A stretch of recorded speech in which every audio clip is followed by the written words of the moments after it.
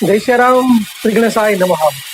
મિત્રો, ગણેશ વિસર્જન પહેલા અમુક વસ્તુનું ખાસ આપણે ધ્યાન રાખવું જોઈએ કે ખાસ કરીને જ્યારે આપણે ઘરે ગણેશજીને વિસર્જિત કરવા જતા હોય એ પહેલા આપણે આપ જોઈ શકો છો મારી પાછળ ગણેશજી છે, તો તેમની જમણી બાજુ એક હળદરનું અને એક કંકુનું અને ડાબી બાજુ હળદરનું અને કંકુનું તિલક કરવું જોઈએ, જેથી કરી અને ફક્ત જ્યારે ગણપતિજીની મૂર્તિનું આપણે વિસર્જન કરવા જઈએ એટલે ફક્ત ગણપતિ જાય, એમની સાથે જે રિદ્ધિ સિદ્ધિ છે એ ન જાય. કેમ કે ગણપતિજી એ મૂર્તિ સ્વરૂપે જઈને ફરીથી પાછા સૂક્ષ્મ સ્વરૂપે આપણી પાસે આવી જતા હોય છે, પરંતુ જો રિદ્ધિ સિદ્ધિ જશે તો એ પરત નથી આવતા હોતા. એટલે કે એ બે તિલક કરવાથી રિદ્ધિ સિદ્ધિને આપણે જે 10 દિવસ સુધી એમની જે સેવા ચાકરી કરી છે, જે એનું જે કંઈ ફળ છે એ આપને ગણેશજી અહીં આપીને જેને રિદ્ધિ સિદ્ધિ લાભશું એ આપણી સાથે જ અહીં જ રોકાઈ જાય, વિસર્જિત ન થઈ જાય.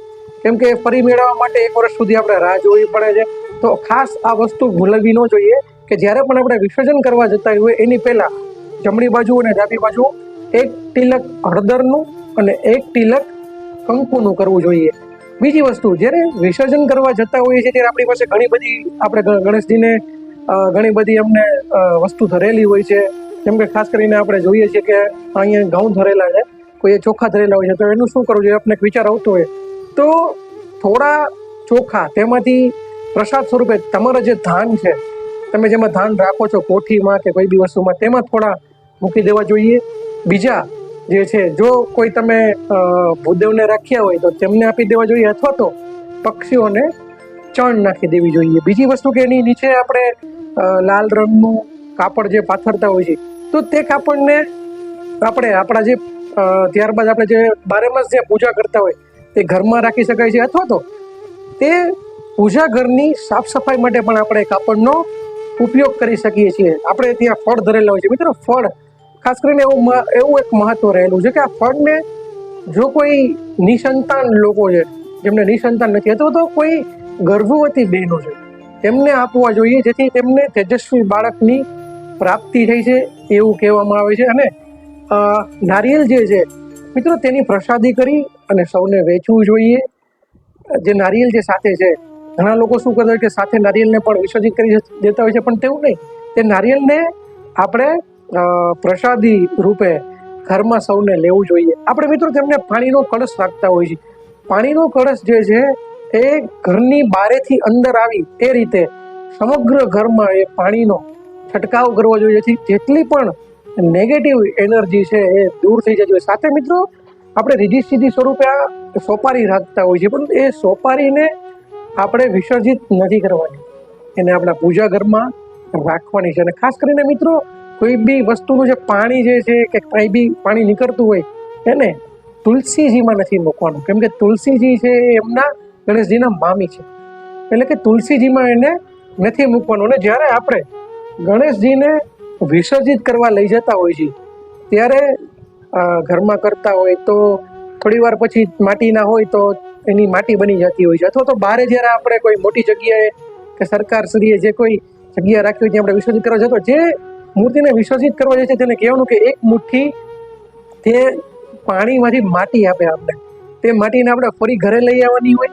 જે કાપડ રાખ્યું છે તે કાપડ ઉપર તે માટીને મૂકવાની હોય અને આરતી કરવાની હોય છે તેમની, કે ભગવાનજીની મૂર્તિ જે સ્વરૂપ હતું તેનું તો આપણે વિસર્જન કરી આવ્યા, પરંતુ તેનું સૂક્ષ્મ સ્વરૂપ, એટલે કે તે જે દેખીતી રીત નથી તેવી રીતે આપણી સાથે ફરીથી ગણપતિજી આવી જાય છે. 10 દિવસ માટે આ સ્વરૂપે આવે છે, પણ ત્યારબાદ 12 માસ આપણી સાથે જે સ્વરૂપે રહે છે એમને એ ભાવથી આપણે એમની આરતી કરવાની હોય છે. તમે આ સ્વરૂપે અમારી સાથે જ છો. અને ખાસ વસ્તુ, જો તમે ઘરે જે કોઈ માટીના ગણપતિને વિસર્જન કરતા હોય તો તેમાંથી જે માટી કે કંઈ વધતું હોય તેને ખાસ કરીને કોઈ પણ બીજા કુંડામાં નાખવું, પણ તુલસીજીમાં ન નાખવું. કેમ કે તુલસીજી જે એમના મામી છે ને એમાં એ કુંડામાં એ માટીને કે ન નાખવું જોઈએ. અને સાથે સાથે મિત્રો ખાસ કરીને પૈસા એમાં બચતા હોય છે, ઘણા બધા આરતીમાં પૈસા બધા આપણે એમ થતું કે એનું શું કરવું જોઈએ, તો ખાસ કરીને જો આપણે ભૂદેવ રાખ્યા હોય તો તેમને દક્ષિણા સ્વરૂપે આપી દેવા જોઈએ, અથવા તો આપણા ઘરમાં જે દીકરી હોય અથવા તો અન્ય કોઈ બાલિકા હોય, કુમારિકા હોય, એમને એ જે પૈસા છે એ આપી દેવા જોઈએ મિત્રો.